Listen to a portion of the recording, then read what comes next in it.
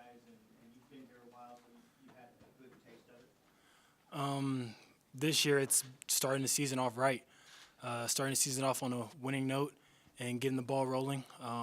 It's bragging rights for the people who live here, year-round bragging rights up until the next season, the next game. But for us seniors, it's the last first game. It's the last first game we get, and we gotta come out with a win. Jimmie, I'm not sure if I need this. What do you tell the underclassmen, freshmen coming in about CSU, the intensity of the game and that sort of thing? Practice is never like the game. Practice is always slower because there's always teaching. But when the game time comes, you don't have the coaches out there to tell you what to do. You don't have the coaches out there to guide you. So just to absorb as much as possible, learn as quick as possible. That way when you put into the game, you're ready and you can make plays when needed. But CSU specifically, what do you tell them about CSU? I mean, I don't know what to say to that one. We tell them they have a great they have a nice quarterback, great running backs. The line will keep driving until the whistle's blown. So the main thing is just don't stop until the play's dead. Don't stop till the man's on the ground. Don't stop till you make the play. Rivalry game? Yes and no. The reason I say no is because we go week by week, and so every week is our rivalry week for us. We try to give each opponent we have respect, and if you respect your opponent, then you learn about your opponent, you game plan against your opponent, and that's just what we're doing right now. Thanks. Just along those same lines about CSU, what concerns you most about them when you look at them from their offense? One of the key things we talked about this in meetings is stopping the run. If we're going to win, we have to stop the run. And last year we did not tackle well enough.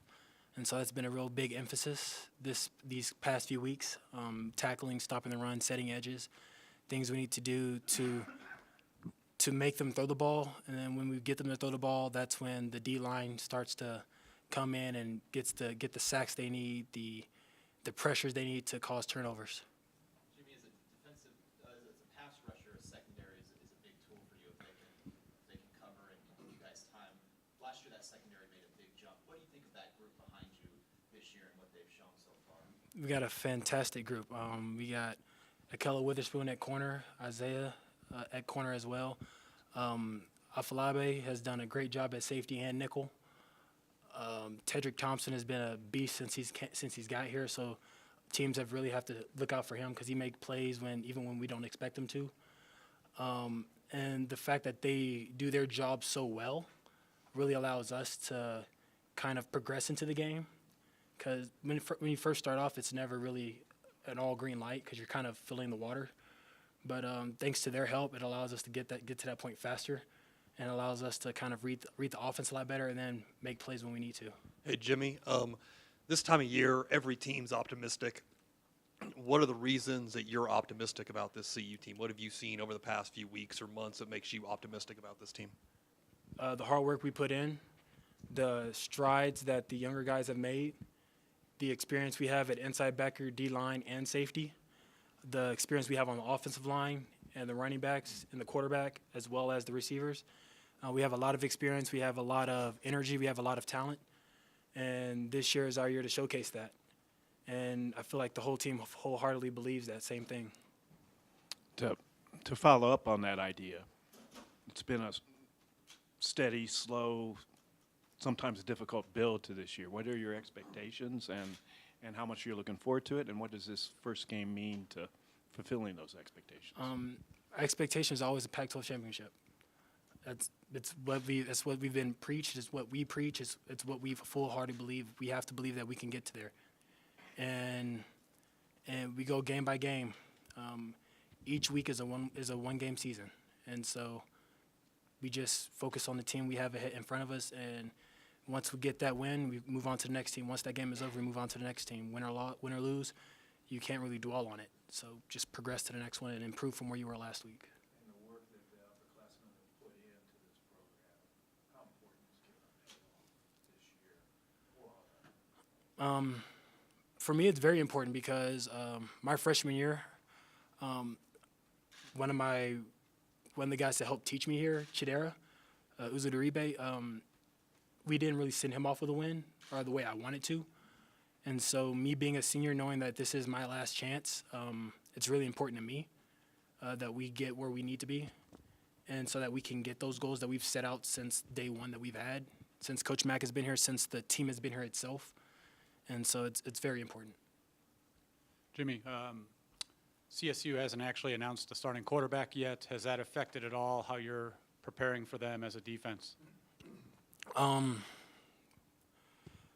Yes and no. You always have to be aware of what a quarterback can do. And so some quarterbacks are better runners, some quarterbacks are better passers. CSU has good quarterbacks, have all well-rounded quarterbacks. And so me as an outside linebacker defensive end, the quarterback isn't really what I'm looking at. I'm looking at the running back. I'm looking at the line. I'm looking at the receivers because those are the guys I'm responsible for. I have to go to coverage. I have to set edges. I have to stop the run. And then when the passing times come, after we do all that, then I worry about the quarterback. Then I worry about getting to his edge and putting him on the ground when I can.